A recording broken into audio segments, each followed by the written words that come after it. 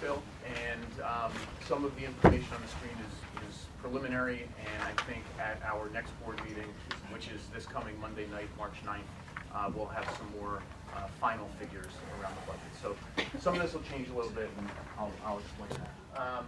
Just to give you an idea, we develop the budget typically beginning in the fall. We come to January and February, and the discussions rise to the board level, where we're trying to make decisions about what we're going to prioritize, what we'll have room to include, and then through February we get more figures and information from the state. So just last week on Thursday, I think it was, we got our state aid figures. Our state aid will remain flat this year. So we're in the process right now, and that's why I referenced Monday night, of just kind of tightening up what our numbers are and what the impact would be on taxpayers. Thank you, sir.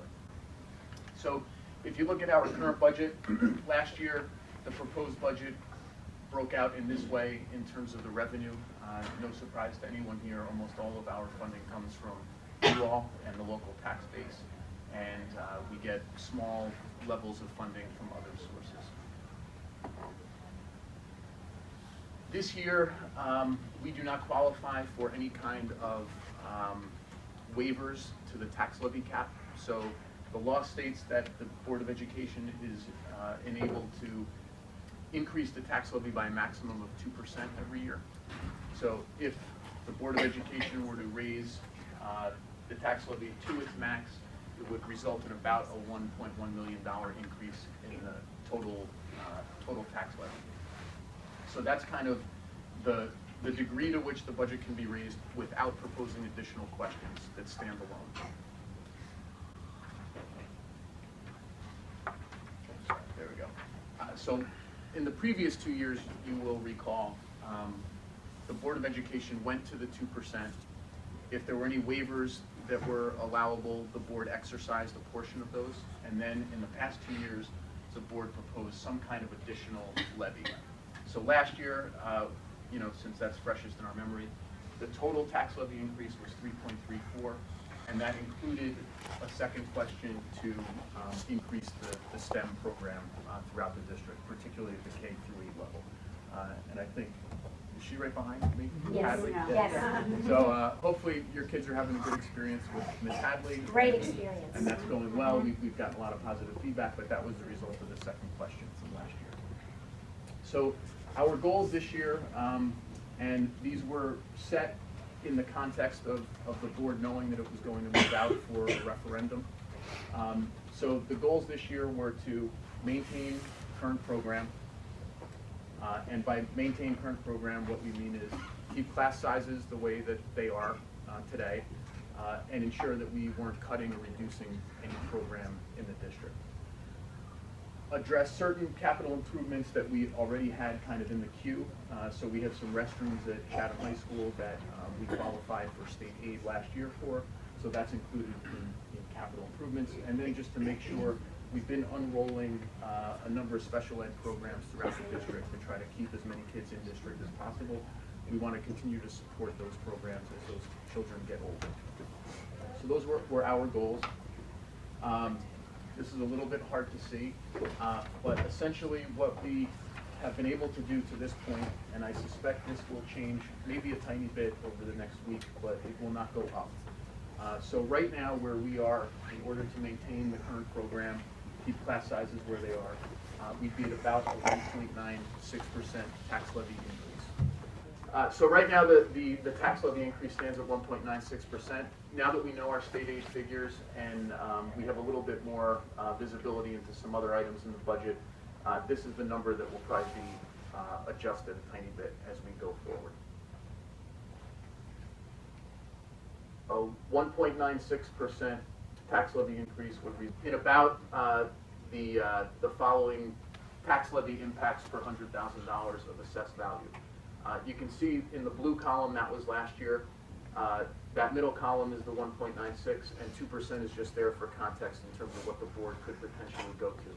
So you can see it's a smaller tax levy impact than we've experienced in recent years, and I think the 1.96% as of right now is probably the smallest tax levy increase in about a decade or so, at least. Just a chart that we kind of always show to help keep things in context. If you look at area school districts and even school districts across the state, these are school districts, or the state average, I should say, is for school districts with at least 3,500 kids in a K through 12 configuration. So Chatham, year after year, and this current year is no exception, spends less per pupil than most other districts in New Jersey, and certainly most other districts around here. And I think that's about it, Peter. Oh, I didn't know if you wanted to comment about AP. Yeah, sure. I'll just mention the AP participation rate is the percentage of students of your junior and senior class who take at least one AP test. Post-secondary enrollment is the percentage of your students who are still enrolled in college 16 months after graduation. So they track that for us, and our most recent class, going back 16 months, you can see 93% of those students are still enrolled, and you know, we do very well compared to a lot of other districts. So I know the Board of Education tries to pride itself on value. You know, what kind of value do we deliver? And it's not to say that the school district is solely responsible for this. The parents are you know, more responsible than we are. But certainly by the measures and the cost per pupil, Chatham, you know, looks pretty good overall compared to others. And so this is kind of the calendar of events. You know, Alan might speak to this if there are any questions in a couple minutes. I'll talk about the referendum first. But we have about 5 or 6 weeks, hard to believe, until April 21. Hopefully, it won't be any snow on the ground, and we'll have a good election. So, any questions on the budget? And then I'll just move to referendum, where there'll probably be more questions. I don't want to be pessimistic, but just in case, God forbid, the budget fails. Yes. Okay, so, I mean, I know the referendum budget are separate. I don't know if everybody else understands that. I mean, we want, like, as a PTO person, I have to stay neutral for our IRS status. But personally, it'd be nice, you know, if both pass. But if, just say, for some reason the budget doesn't pass, if enough people come out and don't want the referendum and then just hit no, what happens? Like, what do we lose? Like, do we lose Hadley? Like, that's a concern. So I Yes. need to like. I'll take it, then you can chime in. So if the budget goes down, the budget itself goes to both municipalities, goes to the Borough Council and the Township Committee, and they together determine a dollar amount. So they don't specify what needs to be cut, Oh, all right. but they specify how much our budget must be reduced by. They could specify that it not be reduced at all, but Oh, no. typically that's not what happens. They specify a number, whatever it might be, and then we have to work to find out how to get to that number. If the referendum were to go down, that's just, you go back to the drawing board. Yeah, I mean, you can. Right, so we've had one other referendum fail in our school district, and the board at that time came back the next year with a different referendum, So, and that one was approved. okay, you don't need, because there's like rumors going around, if the budget fails, you know, let's cut the most recent, like 20 teachers, I mean, is there a set, like, something you follow? No, there isn't anything we follow, but there isn't a lot of money in the budget that isn't tied to staff. Okay. So it is those true are that staff if Those we were recent directed, hires. you have to cut $1 million or $2 million, it would be difficult to do that without impacting staff. You know, you have to reduce programs probably in some way, or class Okay. size. You know, we have not had discussions about where that would be. I'm not trying to, sorry. I just want people to understand, you know, what's happening. Yeah, a budget defeat has never occurred in this school district. It's been close, but it has never occurred, and if it does, it can set you back for a while. All right, so let me move into the referendum then, and I'm happy to, you know, I'll try to, this was the presentation from the most recent hearing that we just had this past weekend on Saturday morning. So I'll go through that, but this kind of assumes that, you know, there's a degree of familiarity with what's taken place so far, and some of you might be more familiar than others. So I'll just kind of run through it. I'll hit some of the big issues that are out there, some of the misperceptions perhaps that are out there, and answer any questions you have. So first thing I'll just say is that as you probably know, we've had referendums in this district since it was formed in 1989, about every 5 to 10 years, something like that. So the district was formed in '89. There was a referendum in '95. There was a referendum in '98. That was the one that failed. There was a referendum the next year in '99. Referendum in 2005. So the district has grown a lot since it was formed, and every so often the board has gone out to try to address the issues surrounding enrollment growth. Right now we're in the longest period of time in the history of the district without a referendum. So over the years leading up to this point, we've been, as a board and administration, I've only been in the central office, this is my 5th year now, but each year we talk about what are the facilities needs. And every facility in the district, I can tell you, has issues that we would like to address. This referendum doesn't tackle every single one of those, but it goes after some of them. In the past 10 years, and part of this was due to the financial crisis, to be honest with you, we probably would not have financed or funded the expansion at the high school the way we did if it weren't for the financial crisis. But in the past number of years, we've been funding every improvement that we have through our operating budget and capital reserve. So capital reserve is one of those places where we're allowed to stick money at the end of the school year for use if we haven't expended every fund in the district. So it's kind of like we spend all the money that we budget. Whatever we don't spend, that goes into capital reserve, and then every couple of years we can try to address some kind of significant project, or fairly significant. Board really wanted to try to craft a referendum that would improve all major components of the district and not just focus on one or two. So another thing I can tell you is that since the district was formed, many of our expenditures, our construction projects, have been tied to media centers like this one. And if you think about the new Lafayette Media Center, the high school media center, middle school, our media centers are pretty much new and expanded. Gymnasiums and fields, so we have new gyms and we've got new fields in some places. And then classrooms. Classrooms have been the primary target. There's some areas where we haven't targeted. We have not targeted cafeterias, for example, and we haven't targeted our auditorium spaces. So that's the reason why the auditoriums are kind of front and center. All right. So the timing, why now? Why not wait till next year? Why not do it 2 years from now? Why not wait another 5 years?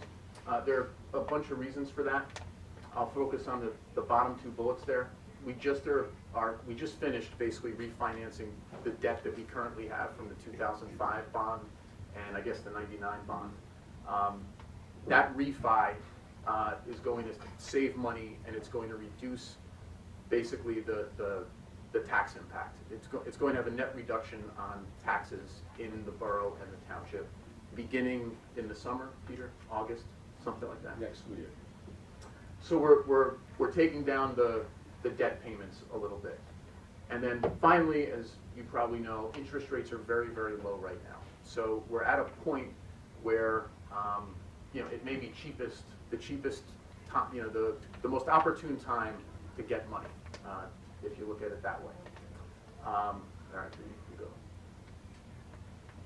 So, given the fact that the timing appears to be right, that there are a lot of needs, the board has kind of focused on, and the administration, a number of projects that they think are critical, that shouldn't be pushed off any further. So I'll try to hit those kind of one at a time. First one is the high school auditorium. The high school auditorium is in very rough shape. We've been trying to address it for a number of years now. It's expensive and costly to address it. It becomes even costlier to address it the way that we would like to address it. We've had both of our architects come in to give us ideas. Initially, our hope was to try to expand it in some way. Expansion isn't really an option. It's very, very costly and disruptive. The reason being is that the auditorium is situated right between Lafayette and right between the high school. and the high school in particular, the roof line that connects with the auditorium is a math link. So trying to alter the configuration and expand the size of the high school auditorium is not a viable option, even though we wish it were. It's also not a viable option to build a new auditorium at the high school site, and that's just because the high school is fully developed. We'd have to either remove an athletic field from behind the school, or remove a parking lot, which is not something we can do up there. So we don't have a place that we can just construct an auditorium. We've looked at other properties around town to think about, could we build an auditorium there. There aren't many good options for us. So we've focused on another place to build a new auditorium. I'll get there in a second. But this project would look at the current high school auditorium, recognize that we can't expand it, and basically give it a facelift. Put in new seats, make it ADA compliant, get the torn fabric off the wall. Just upgrade it so that it looks, so that it's better and we can use it more easily for what we need it for. And so that would benefit both the high school and Lafayette, obviously. Can I just ask a question? Yep. Is the high school auditorium large enough for all of the high school students now to No. sit at once? So that would still remain a problem? Yeah, that's like impossible. Right. So we have 1,194 kids at the high school right now, I think. The high school auditorium seats like 715. So it's, Barely down. yeah, Two assemblies if you wanted to do a school assembly. yes. Basically. Yeah, and that's what we do now, and that's, that's okay. We'll continue to do that. Lafayette in some ways is even, like, I know that the Lafayette concerts are stressed if you've Yes, done they it. People are standing in the aisles and you can't have your grandparents come and things like that. So the Lafayette, if we redo the high school auditorium, in a couple of years, the whole Lafayette population will be able to fit in there, because we're going to lose some seats if we redo the high school. But for bigger programs that they have at Lafayette, like the music programs and stuff, if they did that in a new auditorium, then we'd have obviously more seating and be able to accommodate more people. Okay, so then we go toward the middle school, and the middle school auditorium is 20 years older than the high school auditorium. It's in even worse shape, at least in part because the floor is asbestos tile, and that's not in good shape. That needs to be abated. We have to address that. Everything else in that auditorium is also older than than what's in the high school auditorium. So the middle school auditorium needs to be addressed as well. These are probably, I'm not speaking for the board, but I'll say, I'm of the opinion that these two auditoriums are the biggest priorities in the district in terms of needing to be addressed, one way or the other. So the question becomes, do we redo the middle school auditorium, or do we build a new middle school auditorium so we can use the space of the current auditorium in a different way? I know that this is something of a point of debate. Our board and our administration feels the best use, the best value we can extract from these projects is to repurpose the current auditorium and then build a new auditorium so that we have some of the features in the auditorium that we think are really important. So one of the things that we think is important is more seating, because we're tight in both places at times. Another thing we believe is important is a place to safely build sets. We don't have that right now. Set construction, the show at the high school takes place this weekend. If any of you want to see it, it'll be great, I think. But all of the building takes place right on the stage while kids are rehearsing, and there's a lot of movement. It's not the safest scenario. We don't have storage in either place. In part at the middle school, the classrooms that are behind the auditorium. And if any of you have kids at CMS, there's like a Chinese classroom back there. There's a science classroom back there. That used to be shop area, places where sets were built. They've become classrooms now because we've needed them for academic space. So we really want storage and set construction space, and we also want to be able to have the flexibility to improve things like the sound booth and the dressing rooms and so on. And right now we don't really have that ability if we stay within the footprint that we have at the middle school and high school. And then finally, if we use the current auditorium for other purposes, we can address other needs that we think are important. So I'll mention one of those needs. I talked about Ms. Hadley a second ago. So right now in the district, we invested in the STEM program last year. We've been trying to build up our capacity in this regard. If you just think about our K-3 population, we have a tech lab in each building. Not to say that this tech lab is perfect, and I know that we'd like actually more space even for these programs, but we've got 3 tech labs in the K-3s. We've got 2 at Lafayette. We've got 5 at CHS and a 6th that's coming on next year as part of the new expansion. We have 1 at the middle school. We have a lack of adequate facilities for the programs that we're building and growing. So right now, we've got Ms. Hadley here, we've got our other teachers at Southern Boulevard and Washington. They're funneling up into Lafayette. Mr. Kermick at Lafayette, if any of your kids have him, is doing a great job. We're building interest. Those kids are leaving Lafayette, and then they're coming to a facility that has fewer resources than our K-5 schools. So we want to convert about half of the auditorium, roughly, into 3 to 4 design and technology labs, okay, like robotics and computer labs, so that it'll support the curricular program at the middle school, and then lead to even better growth at the high school. Go ahead, Peter. So the first thing that we would do is exactly that, build more computer lab space at the current middle school. The second thing we would do is put some offices in that area so that we could move closer to the center of the district and avoid paying the rent and the utilities and everything else we pay.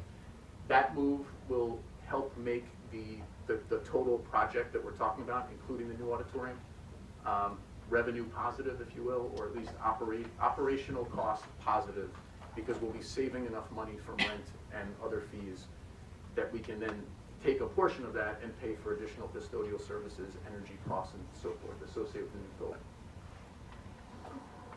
Go ahead, Peter. The other thing about converting the current middle school space is that the state deems additional classrooms, at least in buildings where you can demonstrate you need them, which we are able to demonstrate at the middle school, and the moving to a permanent home of your board offices as qualifying for state payment or state offset. So the cost of converting the middle school auditorium is reduced by the state by about close to 40%. So between the state kicking in for that and the cost that we'll save from renting out the township building, it's a real, for the district, it's a good thing, we believe. Not everyone believes that, but we believe that's a positive thing. In addition to those projects, so those are kind of the performing arts projects, those are the most controversial ones I recognize. Some of the less controversial projects I would characterize them as, we would build classrooms onto our elementary buildings, 2 of them, so we'd have a net gain of 6 classrooms. This gives us a little bit more flexibility in 2 ways. Number one, if enrollment stays high and we're tight and sometimes we have to add an additional section like we did at 2nd grade at Milton, we have just a little bit more flexibility with how we manage our special education resources, other resources. If our enrollment begins to decline, the board could, and I'm not saying this is part of this referendum, but the board could then consider other programming like full-day kindergarten. Right now, we can't really consider that because we're so strapped with space. And the elementary classrooms also qualify for a portion of state aid. So that's another beneficial one in that regard. Cougar Field is also, really, it's kind of like in the same status, I'd say, as the high school auditorium. There are materials there that are very old, aged. The bleachers in particular are tough, and they're not cheap to replace. So we would do some work at Cougar Field and make that site a little bit more user-friendly and safer. And then finally, the last one on the list, you can call it Peter. You had to talk about the walking path. Oh, well, yeah. That'll be great too. The high school fields behind the school are, they've just been kind of pummeled. At one point, years and years ago, before the district consolidated, there was a football field and a football stadium back there behind the high school.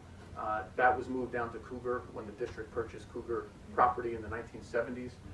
I don't know if that field was ever really truly addressed when that happened, and we've had multiple additions and expansions now behind the high school. So that field is beat up, and when we have a winter like this, it almost destroys the whole spring season, at least on the baseball side, because we're not gonna be able to get on the field probably, I don't even know. Once it melts, then you've gotta let it drain, and it's a mess. And they're used also by all of our phys ed classes. That's the outdoor space for phys ed classes at the high school, and the marching band too practices there. And the field hockey in the fall. Field hockey in the fall. All right, freshman field hockey. So this is a little bit more certain than the budget figures. So the total tax impact for all that, and this takes into account the state portion, the amount that the state will give us, and it takes into account the refinancing of the other debt, is about $25 for every $100,000 of assessed value.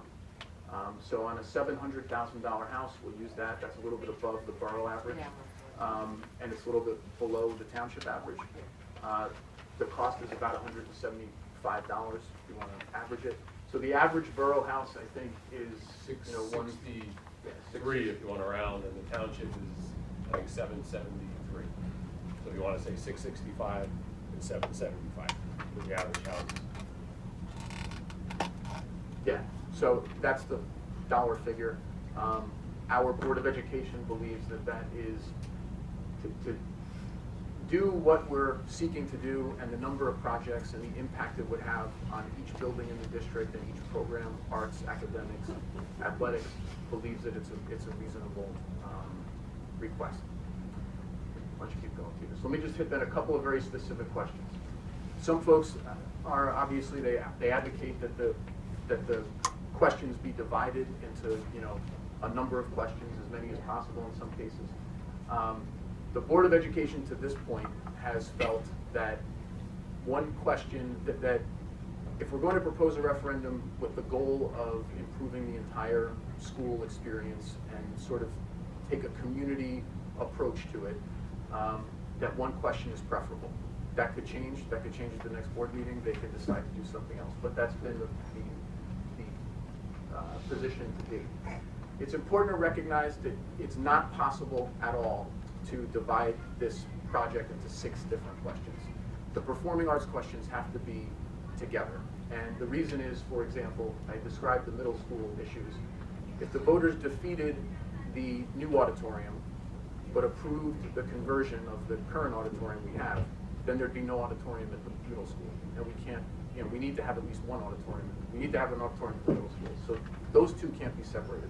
Conversely, if the voters approved the new auditorium because they thought it would be, bigger and we can have more flexibility with it and everything else, but they then defeated the conversion, then we'd have 2 auditoriums. One that would be brand new and beautiful, and one that would be old and empty with asbestos in it. So those 2 projects have to remain together, and the high school one really is built assuming that there's going to be a new auditorium.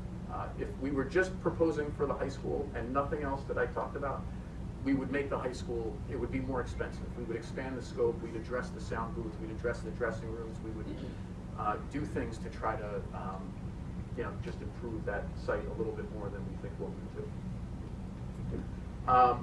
Operating costs, as I've mentioned, we don't think that there's going to be, we're confident actually that there's going to be a reduction in operating costs overall. And on top of this, I'll mention, because I know it's a point of controversy, there are people who are very concerned about renting to outside groups. Right now, we rent our facilities to outside groups all of the time. Like Chatham United is an outside group. The rec department is an outside group. In the district currently, our attractive spaces to outside people are athletic spaces. So our turf field gets interest from people. Some of our gymnasiums get interest from groups. We would expect that if we had better performing arts sites, we would have interest from, dance studios in town who right now are driving to Morristown, let's say. And I've talked to other districts, and they can bill a good bit of money to groups, even very local groups, for utilization of the facilities. So we do anticipate that, even though it's not included in here. Go ahead, Peter. Another specific question has been, why not do any of these building improvements and instead just invest more in teachers and programs? Like, we like Miss Hadley, let's get 2 more Miss Hadleys, that kind of thing. they're two different animals. So on the capital side, districts are permitted to go out and ask the public if it can borrow money, or if they can borrow money to finance projects over time. On the program side, we have to build that into the whole budget. So Peter, just hit the next slide. As an example, or to illustrate that, last year when we asked the second question for Ms. Hadley and the rest, it cost $460,000 was the dollar figure. The $460K equaled an $8 increase in taxes per $100,000. And all of that had to be assumed this year. We couldn't borrow money to pay the salaries of the teachers we hired. We had to include that all into the operating budget immediately. So it has a bigger impact on the tax levy, right away. Conversely, if you look at the referendum that's on the table now, the amount of the referendum is about 50 times greater, right? It's like almost $25 million. But it would only result in an annual tax levy increase of $25. It's 50 times the amount of money, but only 3 times the total tax levy impact. And the reason for that is because interest rates are so low, and we're spreading the amount over 20 years, it just gives a much bigger, from our board's perspective, value in terms of what you're able to accomplish, and then the relative impact of people. Another question that has come up, I'm just hitting all these kind of major questions. Why not just do the 2 auditoriums? Don't worry about building a new auditorium.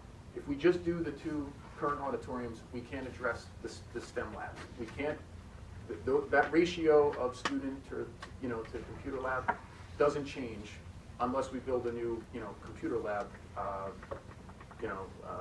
building or something in the oval of the middle school. So the first reason is we think that there's real vital use of the current auditorium if we can build a new one and use the current auditorium in a different way, especially for the lab classrooms.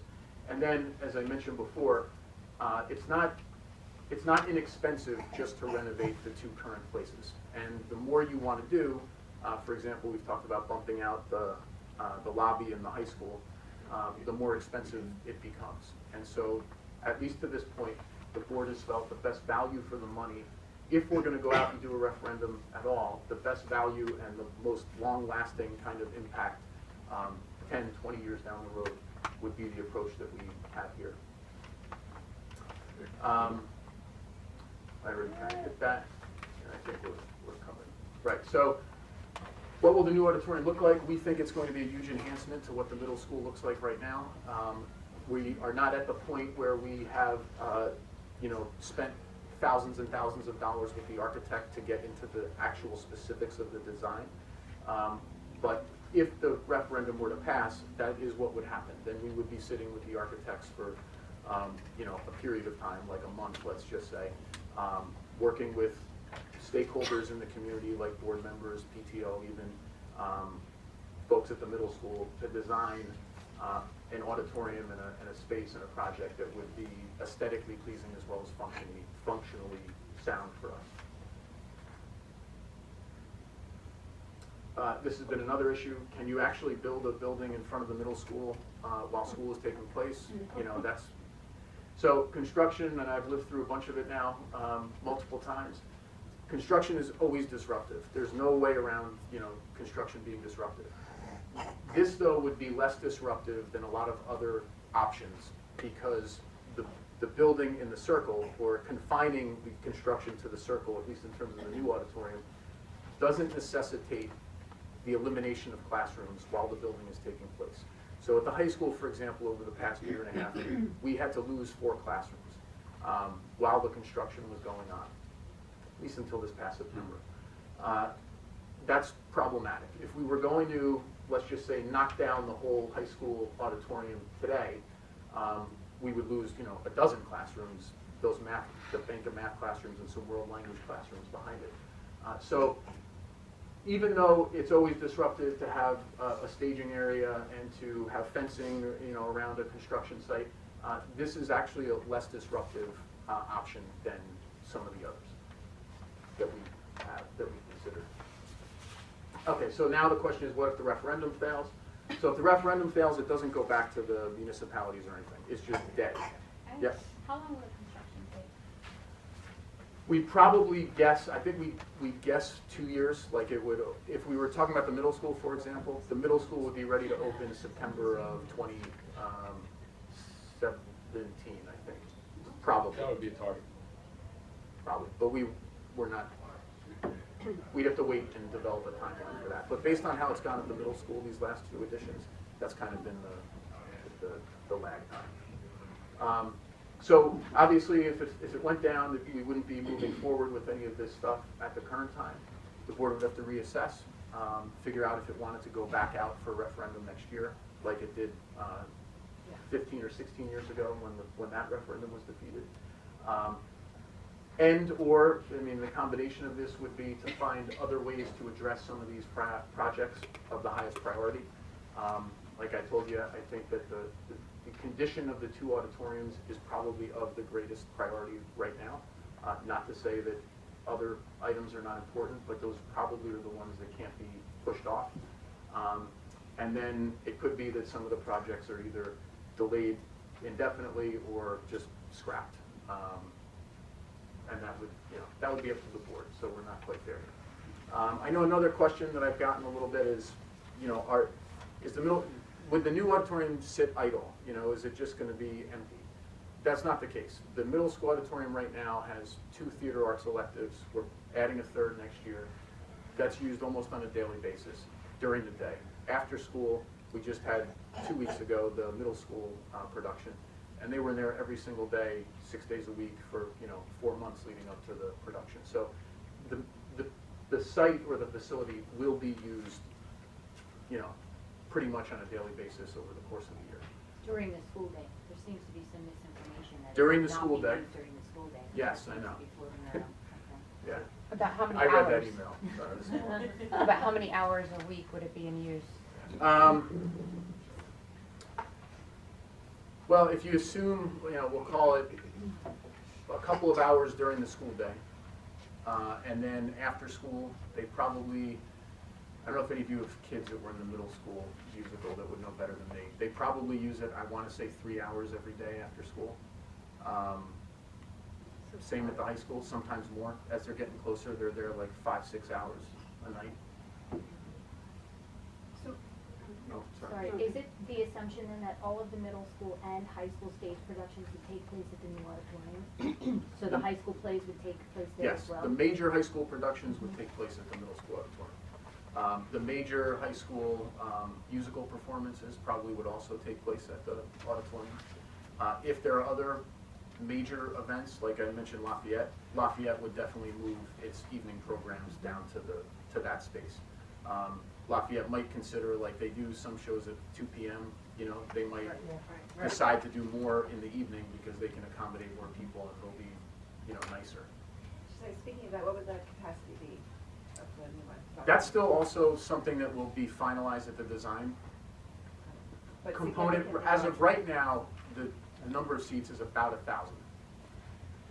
We can modify that. Like when we get to the point where when we got the stakeholders, we might come to find that, it would be desirable to have like 3 different areas inside the auditorium that you could wall off so that and then you might lose a few seats if you do that. The stakeholders might not want that at all, and then you might gain another, 25 or 30 seats. But so for the high school and middle school productions that we have now, you'd probably go from, under the current proposal, the high school is going to move from about 715 seats down to like 675 maybe, because of the ADA compliance issues. If this were to move through, we probably have an auditorium of about 1,000 seats for high school in Lafayette. And the other big thing, I shouldn't let this go, we can enlarge the stage. That's really one of the game changers, because then we can put a class of kids on the stage. So right now, like if you were to take, if you were to even take some of the Lafayette concerts, the kids who aren't performing, they have to sit in the audience. Or if you take the high school awards assembly or 8th grade graduation, the kids who are not, the kids who are being honored, they have to sit in the auditorium because there's not enough space on the stage to put them. If you can fit 300 or 350 or 400 kids on a stage, then you open up all those seats in the auditorium. It's a big, big bonus. That is really what drove us out of the high school for high school graduation. That was the issue. Our classes got too big to put on the stage, so we didn't have any indoor option except the gym. And if you've been in a graduation in the gym, it's, you know, in June, it isn't fun. What about, some people have asked about transporting, like, if the Lafayette, if you're gonna do something in the middle of the day, or if it's gonna be an assembly for the high school students, or for a drama club, or whatever, to get over there, they're just gonna have to find their own way, or are you gonna bus them? I mean, some people have asked that. Well, after school, we'll start with after school. Yeah, So after right school. now, of course, all of our girls at the high school play behind the middle school. Oh, there's At least okay, most I of them. don't So know. like any girl who plays lacrosse or soccer or field hockey, they Okay. go down, and all the boys go to Cooper. So Alright. right now, we don't provide transportation Oh, for okay. that. They go themselves or they walk or Okay. whatever. During the day, if we were to choose to do that, we wouldn't anticipate like assembly programs for the high school taking place down at the middle school. But if for some reason Lafayette, like a 2 o'clock performance is a Yeah. good one, like I just mentioned. That would be one where maybe we would consider busing the kids down to the, drop them off. The buses get out of the way before the middle school, begins its dismissal. And then the parents will pick the kids up, drive the kids home at 4 o'clock like they do from Lafayette now. So we don't anticipate a lot of transporting. I could envision that if this facility becomes very popular and people are really seeking to be inside it, then we might end up having more transportation. What about parking for the new facility? Yeah, there's no way around the fact that there isn't enough parking any place in the district right now. So, I mean, honestly though, so the high school musical is gonna take place this weekend. There isn't gonna be enough parking at the site for the high school musical. No matter what, every single spot you can take and it's still, there are gonna be 300 cars on the streets. There isn't anything we could do to dramatically increase the amount of parking that we have any place.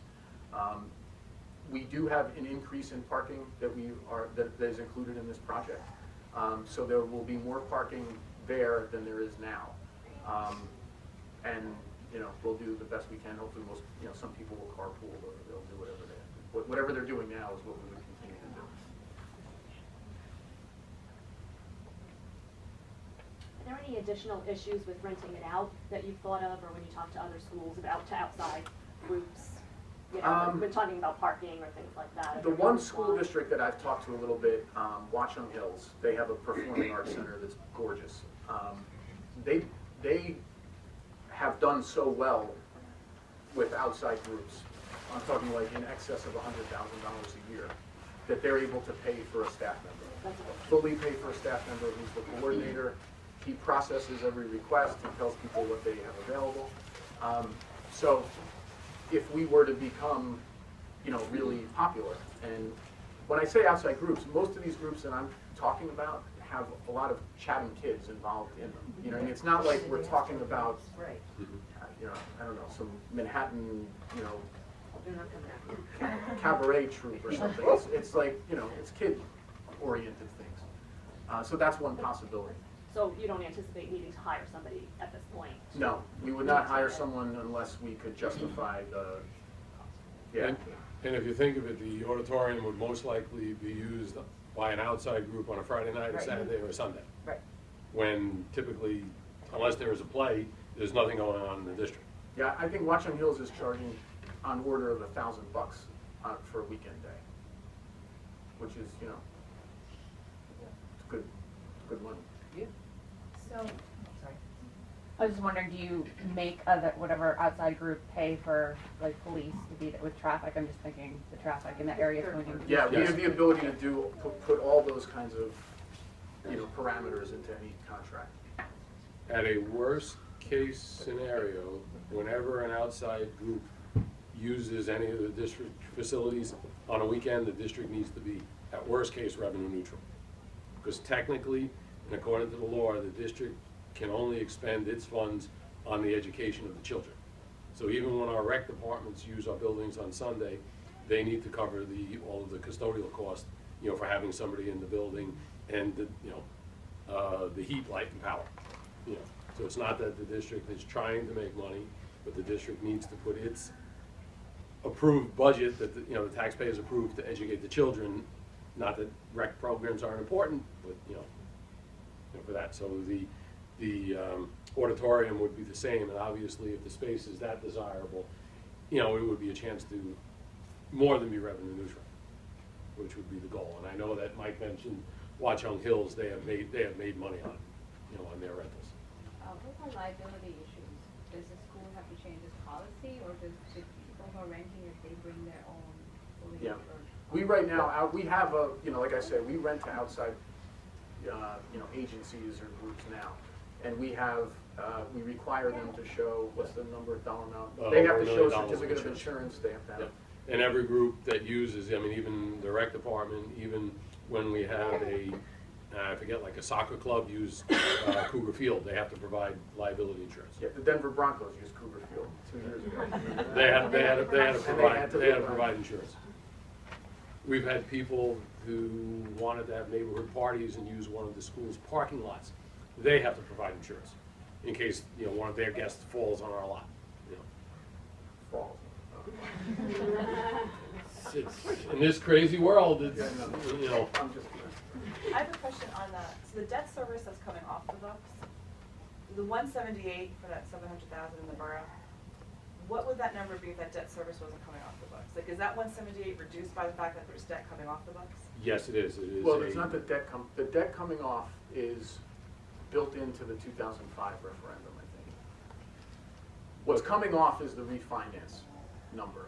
Oh, So like, in other words, but it's included in there? yes, so yes, the number would be higher, and I'm trying to, this came up with Lafayette, and I didn't remember the number. Do you remember the number? I don't. Yeah, I wanna say it was like 20-something on an average house. $20. On an average house. So that number would be maybe at 200 But that if debt we doesn't were count. not refinancing. Okay. But don't hold me to that specifically, but it was something like that. The other thing with the debt service, that number, any of the debt service number is outside of the district budget. Like when Mike talked about the district and raised the taxes 2%, and right now we're gearing for 1.96. That does not include the debt service. Once the township and the borough approve a referendum as they did in the past, that debt, the township and the borough are committed to that debt for that bond period of, let's say, 20 years. So it's like when you take a 20-year mortgage on your house, whether you live there or not until you sell it, you're committed to pay that for the 20 years, no matter what else happens. So even if for some crazy odd reason the district closed its doors today and no longer educated children, the borough and township would still have to pay all of the remaining bonds. So that's outside of our, our current budget. Can you talk more about the K-3 plan with the classrooms and what they're going to be used for? For example, I'm thinking auditoriums now. When we have the holiday concert, there's barely any room for anybody. If you add more second graders or first graders, as opposed to adding kindergartners, like, what's the plan there? What do you mean by if we add more second Like, graders? if the classrooms are being used for additional students, you're seeing a projection of more kids coming in, and there are more kids in the classrooms, and just like our auditorium's looking pretty small then. Yeah. Everything. I didn't know there was one. A cafeteria. Gym and cafetorium. Yeah. Well, I'll say right now, I guess the initial plan would be, and this is subject to further discussion and, figuring and looking at what happens with our enrollment each year. But right now, what would be probably the easiest thing to do is we've got 4 classrooms slated for Milton. We have 2 for Washington. Washington right now, for a number of years now, Washington has been packed to the extent that if we had 10 kids move in the summer at a first or second grade, level, we couldn't, and we wanted to open another section, we can't do it. We don't have a single class in the building. So the classrooms at Washington are going to be, they're going to be utilized like this, and that's it. The classrooms here are the most cost-effective of the K-3s because there's a second story here that we're standing in. So you can build, just a block one on top of another. What we would probably do is take a couple of our standalone special ed programs that are at Southern right now Or potentially take our other pre-K program at Washington so that we have all of our pre-K kids in this building. We would probably do something like that where we're looking at these discrete programs that we offer for very specialized segments of our population. That would not then result in any redistricting. It wouldn't result in big swings in numbers. It would be small groups of children, 3 kids like in certain sections that I'm thinking of, or 10 if it's a preschool class or something like that, and consolidate them in a building so that the other buildings are freed up for classrooms. Right, so like Washington, going back to Washington, if we took a pre-K section out of Washington and that pre-K section had 6 kids in it, that wouldn't be a big, it wouldn't be onerous for Milton, but we could use that Washington classroom as a full classroom of first graders, let's just say, if we needed to, or for special ed, or for BSI, or If I may add to that, currently at Milton, art and music are sharing a room, and 2 resource teachers are sharing a room. So if we had the additional space, we would have separate classrooms for those. We're not gaining any more students, we're just gaining the space where we don't have to share. Is Milton ever getting the cafeteria? Dawn? Or Not a in gym this or lo- something, it's ridiculous. Yeah, well, and that, like I said before, that's true of all of our buildings, pretty much, like, The other 2 schools have new gyms. yeah. Lafayette's cafeteria is not great, the high school cafeteria is Well, I'm same talking thing. about Washington, Southern Yeah. Boulevard, they have new gyms, new cafeterias, well, you have nothing. I wouldn't say Well, not what- Washington has their, I guess, what was their former Their gym, former gym and gym cafetorium. is their You know, lunchroom the now. gym Yeah, was but taken now they have out, a but gym, they have a multi-purpose They have a room gym now, they have cafeteria a nice where new Milton. gym, and we have like everything in one. This project doesn't contemplate that kind of a space. Like I said, this doesn't address every need in the district. There are others. I didn't even talk about your mechanical systems here, with the heating and stuff. Though we're trying to address that in a different way through an energy savings program we're implementing. But Would you foresee it being fixed anytime soon? the heating or No, the extra space for. I would think, Here, the issue with, I think that what we would have to do here would be to build a gym, right? That's what we would have to do. Because it's not a winner, as tough as this is to communicate to people and hope that we, might get a positive outcome. Building cafeteria spaces is even harder, because people say, well, you need cafeteria space, it's not instruction, it's not, it's difficult. So what we would have to do here, no doubt, is build a new gym. There's, the footprint here is limited. At the current time, we've identified classroom space as being more critical than than having a dedicated gym, but it's a fair point and something that we can, I can bring back. How did Washington get passed to add the extra gym on? Well, that was a little bit before my time in Yeah. terms of Oh, I'm scared involvement. if they got it, so why couldn't wait? That referendum was for a full expansion of Washington Avenue School, like a whole new addition and wing, new gymnasium. It included a gymnasium at the middle school also, new media center at the middle school. The 2005 referendum was for a similar price as this one. I can't tell you what went into. I know that the Washington Avenue school population was rising dramatically at that time and ended up, ultimately surpassing even Southern for a short period of time. So I wasn't involved in those discussions, but I'm guessing a lot of that had to do with why Washington was selected for that. And the last referendum that added this wing onto Milton, that's the referendum that failed initially, and when it came back, the additional all-purpose room that was originally in the plans was off the table. So that's the referendum that failed. I would think this school, as Mike mentioned, a little landlocked, and I don't know, without trying to find the plans that had an all-purpose room in it, I'm trying to think the only alternative would be losing some of the field space. Because I'm trying to think, The blacktop. well, more blacktop, and then if you create more blacktop field space, and I would think, Marion, is the blacktop used almost as much as the field for recess and gym? This time of year, yes. No. When we can get out, Yeah. yes. do Wash Ave and SBS, do they have a place for recess when we do winters like this year and last year? Just curious, because our kids, they just play board games all winter. So I'm just, I don't know if the other elementary schools have that opportunity. Well, I know each one has a gym, all I can say, I don't know the program, each one has a gymnasium. Like didn't know if it was that used can be a for separate, recess or which used. isn't there, a cafetorium, No. no multipurpose. If they have indoor recess, it's in the classrooms, just Okay. like us. They have outdoor recess on days like this, it's blacktop. But like on lunch days, during lunch, they can go to the gym after Correct. they eat. Right? They Or don't. here, They back don't, they go to the classroom. classrooms. No, they do. Lafayette Lafayette goes to the classroom. Yeah, they do. They go to the classrooms. No, the library or the classroom. Library. Yeah. So I just want to go back to the referendum for a second. I just have a question on the auditorium space. So if the referendum doesn't pass, we still have two messes of auditoriums at the two schools.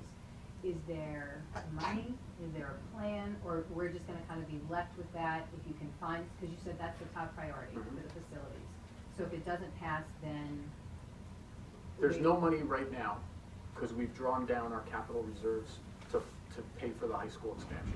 Because we know we've got kids in the middle school in Lafayette right now that are gonna need classrooms when they hit the high school. So that's what, all of our most of our resources have gone to dealing with the high school. If the referendum were to fail, the board will have to regroup like April 22nd and say, what are we gonna do now? And they're gonna have to decide if they wanna go back out for another referendum with the 5 or 6 or whatever, how many millions of dollars it would be to just do the auditoriums, or modify the whole plan, or say, we're just gonna save all of our money from capital reserves over the next 3 years and try to do what we can. That means necessarily that other improvements in the district will not be done in that 3 years, just like what's happened with the high school. What's happened with the high school is we've devoted all of our resources to doing that, so we haven't had funds to buy new bleachers at Cougar Field or look at some of the other issues that we have. So most likely then, everything in the referendum, nothing is gonna happen. It's gonna goes back to if it doesn't pass, then everything that you're proposing basically goes back to the whiteboard and we start over. And it's not, there won't be anything addressed with money or funds in the school year, the next school year. That's a distinct correct. possibility. Now, the earliest that the board could propose another referendum would be September. Oh, so they don't have to wait on full. Yeah, So they don't have to wait a full year. It's not like with a second question, if it goes down, you can't do any of that stuff for a year. With a referendum, you can go right back and you can Yeah. figure things out. One of the risks to that is that interest rates may rise. So if interest rates rise, then it's more expensive and the tax impact is greater. Right now, I think there are a lot of people who think it's not going to get any less expensive than it is right at this moment because of what interest rates are. I'm not a finance person. Alan is, maybe he has some insight to the future, but interest rates are very low right now, and if they go up, then it'll be more expensive. And then once a referendum passes, whether it's say April or if they went out to one in September, can it be acted upon immediately, or is there? It can, but there's a lot of, so what happens is, if it is approved, then there's a plan that is developed. There's a lot of consultation with the architect, and the architectural fees begin to kick in of really designing the minutia of the projects. So that takes some time. Then once the projects are fully developed, they have to be submitted to the various boards and municipalities. Then you have to go out to bid, or vice versa, however the bidding process works. So it takes months before you can break ground, let's say. I'd say some of these will probably 6 months before Could be, you can. depending on the intricacies of the project. Like designing the auditorium will be a lot more complex than replacing bleachers and putting the path at Cougar Field.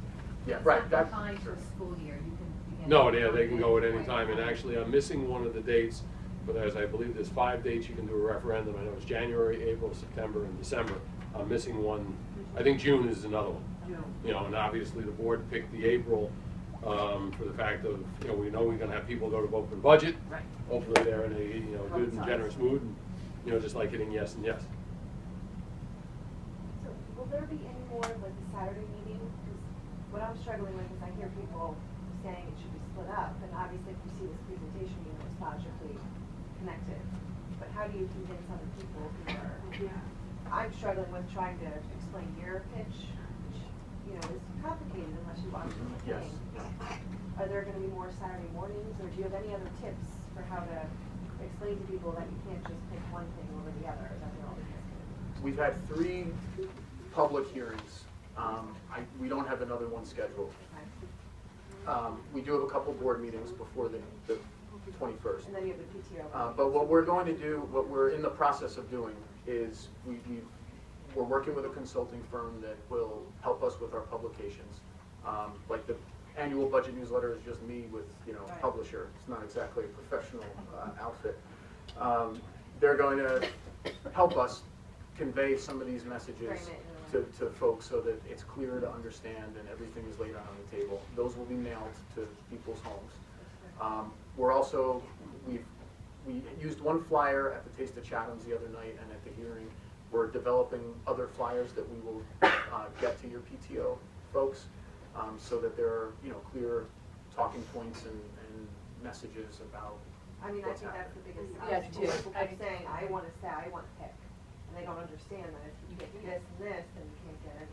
And how about just emailing parents? Because I know you wrote a reply in the alternative press and addressed some of the misinformation that people have. Because there's a lot of misinformation. And you know what? Parents have their own email trail and they're mail blasting it to all of their friends. So, you know what? I would suggest you even write your opinion and, try to correct some of the misinformation by sending it out. Or keep it Yeah, brief. keep it because concise. if it's too long, But people aren't people gonna. don't read. And even like the way, First 10 lines, nobody Yeah, reads. exactly. If it's like a whole one-page thing, nobody's gonna read. But also it's beyond our parent community and it's also people who have Yeah. grown out of the movement. Right. Exactly. right. That is the challenge. That's the biggest challenge. It is. We're all probably very engaged and ready for Yes. this, but it is that whole population out there that needs to know the impact is very small, all things considered, for them to help us make these changes. It is even very different when you go to the public meetings or the referendum meetings. And if you want to take people that their children have aged out of the schools, there's even a difference of opinion among the, I don't know if I want to say seniors, but non-parents, that some are very supportive of the arts and some think it's too grandiose. And they're not as Oh, supportive. wow, grandiose. That's why it's good you're calling it an auditorium Yes, now, because yes, it's a exactly. performing arts center, some That's people were, it. you know what I mean? On that note with PR, are you working with seniors to talk about the senior freeze, which is available? Does everybody know about that? I haven't, I talked at the Kiwanis Club a couple of months ago. I haven't gotten into the senior freeze and other property tax. They're not even, they won't be Benefits. affected. Actually, it's very interesting, sorry Mike, our one board member, Matt Gilfillan, who's the head of finance, has actually been to, I think, the last 5 or at least a half dozen meetings with the seniors, where he's gone out and spoke to them on Saturday morning. And believe it or not, he said, for the group that he's met, they are mostly supportive of what the district is trying to do, which I was a bit surprised. I don't know if it's his way with them, but he's communicated Maybe with them the and they're alternative supportive. Because they're supportive, they're not gonna go to the, I think a lot of people too that go to the meetings are people who wanna get out there and, have their voice heard and. What's the senior freeze? It's if you have, like, if you make under a certain amount, this doesn't affect you. Your You can freeze your taxes, you just have to apply for it. I think it's safe to say we need as much help and support as we can get if you're of the mind that you would support this. Where the budget increase is gonna be less than it has been in a long time. So, we're trying to kind of bridge the gap.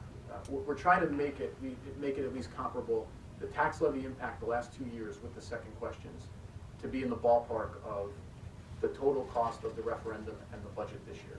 It's not gonna, it's hard to get it to, all the way down to that, but it's gonna be in the ballpark, and our feeling is this would be an extraordinary enhancement to the district overall, and address a lot of the issues, not every one that we have, but at least a lot of them.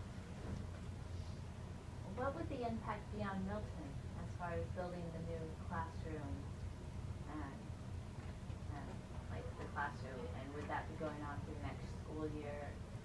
Yeah, that is, like, when I was saying the disruption, it's almost ironic to me, because the bigger disruption will be at Washington and Milton, than the middle school. there will be a point at which, just like we did with the high school this year, one of the first things they do is they kind of construct a wall, or they leave maybe the exterior wall is what they do. They leave that in place for a long time. So they're building on the other side of the exterior wall, the classrooms. And then at some point, as they get toward the end of the project, they knock down the exterior wall and they create the corridor and the doorway that goes in between the buildings. So at that point, it gets, For the, Right on this. for the visual, if you basically go out this hallway, Uh-huh. the 4 new classrooms would be at the end of this building. Oh, They're going, The brand new they're playground. going this way in the program. They're gonna take down the playground? The playground gets moved to another location. And as Mike said, the Milton is, I guess, the most cost-effective because the infrastructure you need for a second floor, which is the staircase and elevator, are already in place. Okay, so that makes sense that you're going out that way. So we're going right that to way, back so the now. building just gets a little longer this way. So the bulk of the outside space, with the exception of the playground and I think the patio with the tables, remains the same. And that will be just reconfigured or Probably moved to a different area. That's actually, Probably to the other side of the new addition, to the, we're facing this way, the right side. yeah, Good question, Deb.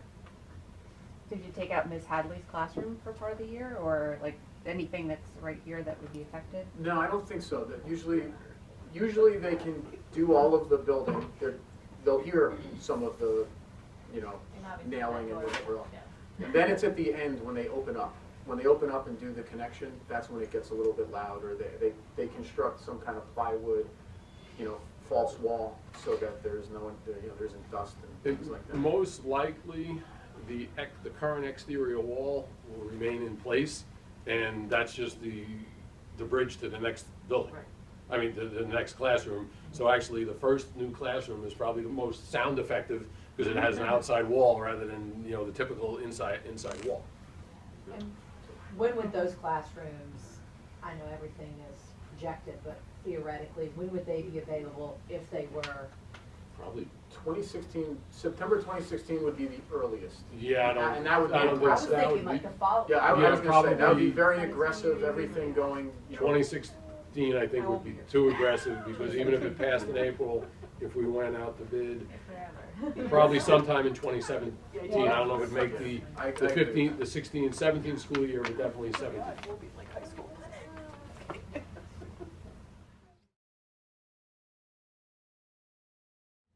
All right, on to Park. Any questions about Park? Well, that's my meeting, I think I answered those. Well, I'll mention, yesterday I was at the high school, all morning, and the middle school all afternoon. It was pretty smooth. My son said it was really hard. I talked to lots of kids. Was he at the high school or the middle school? He's a junior Uh-huh. at the high school. Yeah, He's a good student. He's like, it was really hard. The middle schoolers, most of them said it was easy, and the high schoolers said it was tough. But I know on follow-up with the high schoolers, when asked, was this harder than any, Mr. Groh asked a bunch of them the question, are your English tests usually harder or, easier? Was this harder than every test you've ever taken in English class? And the answer was no. They've had tougher tests in the class. But it was challenging from what I heard about this. But the kids were great. I mean, I was walking around and they weren't freaking out or anything. They were just taking the test like they took HESPA, and some students were reading who refused to test, but that was manageable. So after I leave here, I'm gonna head over to the high school and see how it Is the percentage still 95%? Like what happens? Or do you project that? We're gonna be close at the high school. I don't know if we're gonna get to 95%. So what happens, what happens? Do we lose federal funding, like that small amount of funding we get? Is it just the No, what the federal government has kind of said to other states is that if you don't administer a statewide, if you don't administer the testing system that you said you were going to administer when you submitted for the No Child Left Behind waiver, you could lose federal funding. We don't really get any federal funding. Okay, all right. I mean, we get IDEA. That's our big, chunk of federal money, and I can't imagine any scenario under which the federal government would take away IDEA because some people opt out of the test. So what's IDEA for? That's like special education Okay. funding. So the other funding that we get is Title II, which is like $50,000. That's very small compared in the grand scheme of things. Like IDEA, we get 700? IDA is approximately $700,000, and the bulk of that, all of that money is used to pay the outside tuition for our students that go out of the district. Placed out. So when we place a student out of the district, we charge the IDA funds. But I don't think, we're not gonna lose any money. It's gonna be that they're, you know, when the county comes in and monitors us, that's when we can have a issue. And it's not pleasant to be on a corrective action plan and have to, But I'm guessing if you're gonna be, if we're gonna get less than 95, so. we're doing much better than many Many other other districts. area districts that are also top districts, so. Yes. Okay. Yeah, some of our neighboring districts have had a real tough go of it. So it's been interesting, but I mean, the takeaway I think from yesterday was it wasn't, you know, it wasn't like the roof fell down in the school. It was okay. You know, our technology held up okay. The kids overall were fine. You know, it was okay. So we'll see how it goes today and then over the next few weeks. And the weather's not cooperating with the schedule because it's supposed to be bad tomorrow and Thursday. No fun. All right. Well, thank you all very, very much.